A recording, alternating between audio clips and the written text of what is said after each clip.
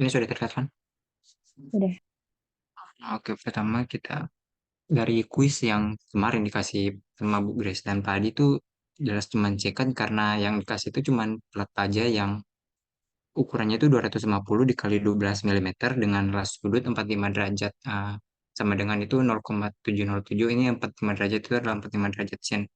Kita cari FY sama dengan 435 megapascal dan juga FU itu sama dengan 195 megapascal. Yang ditanya di sini adalah tentukan besarnya gaya tarik yang dapat dipikul oleh sambungan tersebut jika mutu baja ST37 dan mutu kawat las itu elektroda 70 XS. Terus yang pertama yang dikasih sama Pak Adi dan Bu Des itu ada beberapa langkah. Yang pertama dikasih itu hitung kuat sambungan las. Yang kedua itu hitung kuat bahan dasar plat. Dan langkah ketiga yakni kita cari ambil yang nilai terbesar pertama atau yang dua yang terbesar itu. Pertama kita cari dulu T-nya itu sama dengan 12,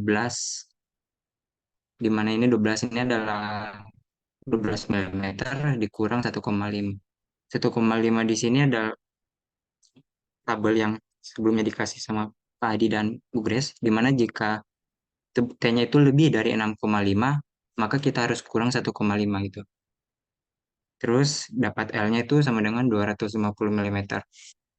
Kita masukin ke rumus yang mana kita cari tebal efektif A sama dengan 0,707 T kali L, di mana eh, hasilnya itu dapat sama dengan 1855,875 milimeter persegi.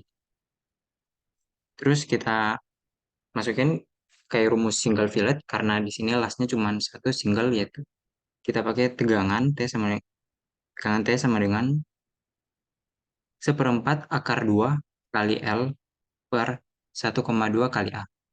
Di sini kita masukin L-nya 250 dan per 1,2 dikali A yang kita hasil dapat tadi 1855,75 sama dengan 0,04 Newton per milimeter persegi. Terus kita cari berikut adalah gaya tarik maksimum yang dapat dipikul oleh sambungan yang ditanya gitu. Yakni kita pakai rumus lain gitu, single fillet FT sama dengan T kali L kali tegangan.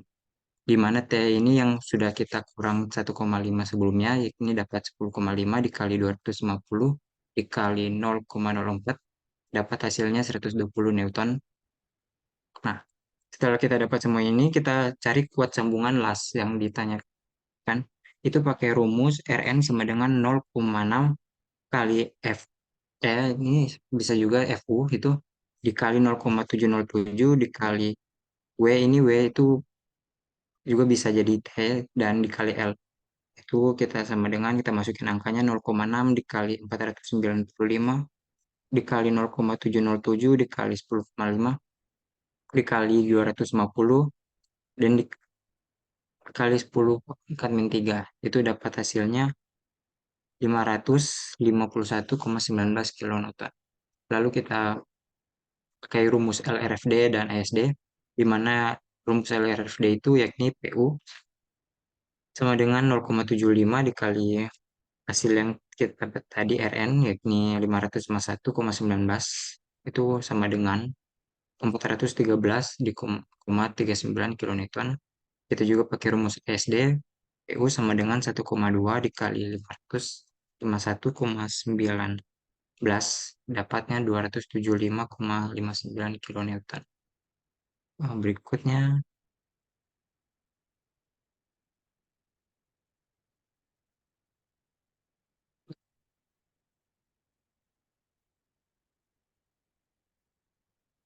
kita ini pakai kuat bahan dasar pelat, di mana theta sama dikali RNW sama dengan theta ini ada faktor keamanan, di mana dia itu akan tetap 0,75 dikali TE dikali 0,6 dikali F. Kita masukkan ke persamaan 0,75 dikali RNW sama dengan 0,75 dikali sin 45 derajat. Ini tadi 0,707 dikali tebal efektif yang udah kita kurangi 1,5 dapat 10,5. Lalu kita masukin 0,6 dikali 495. Kita dapat hasilnya 1653,584. Nah, kita bagi 0,75 dapat dia itu 2204,77 kilonewton. Habis itu kita dapat kuat bahan dasar pelat, kita juga gunakan tadi rumus yang sama LRFD dan ASD, di mana LRFD itu sama dengan theta dikali RNW, di mana katanya itu 0,75 dikali RNW yang sudah kita dapat sebelumnya 2204,77 sama dengan 1653,58 kilonewton, dan rumus ASD ini RNW per omega yang mana angka pastinya itu selalu 2 sama dengan 2204,77 per 2. Kita dapat 1102,38 kilonewton. Dan langkah ketiga yang dikasih sama Pak Adi, yakni kita cari sambungan las yang paling tertinggi antara kuat sambungan las dan kuat bahan dasar plat. Di mana tadi sebelumnya kuat sambungan las kita dapat LRFT-nya itu 413,39 kilonewton, yang mana lebih tinggi dari sebelumnya. Ya, lebih tinggi dari SD yang 275,59, dan kita dapat kuat bahan dasar pelat LRFD sama dengan 1653,58 kilonewton.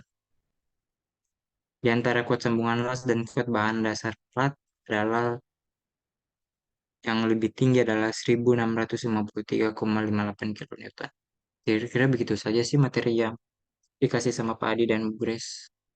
Terima kasih. Tes, tes.